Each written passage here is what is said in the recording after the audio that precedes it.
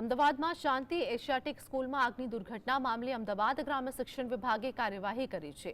ગ્રામ્ય ડીઓ અને પ્રાથમિક જિલ્લા શિક્ષણ અધિકારીએ સીબીએસઈ બોર્ડને સ્કૂલની બેદરકારી હોવાની લેખિતમાં જાણ કરી છે।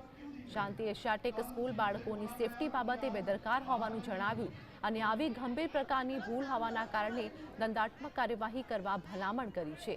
સીબીએસઈના નિયમ અનુસાર સ્કૂલ સંચાલકને 5 લાખ સુધીનો દંડ કરવા ભલામણ કરી।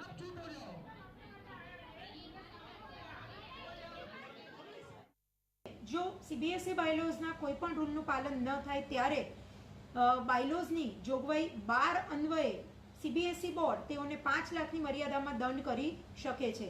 जेथी आ सत्ताओ सीबीएसई बोर्ड पासे होय जिल्ला प्राथमिक शिक्षण अधिकारी अने अमारी कचेरी द्वारा संयुक्त रीते सीबीएसई बोर्डने रेकमेंड करवामां आव्युं छे के तेओनी जे पेनल्टीनी महत्तम जोगवाई छे ते अन्वये आ शाळाने पेनल्टी करवामां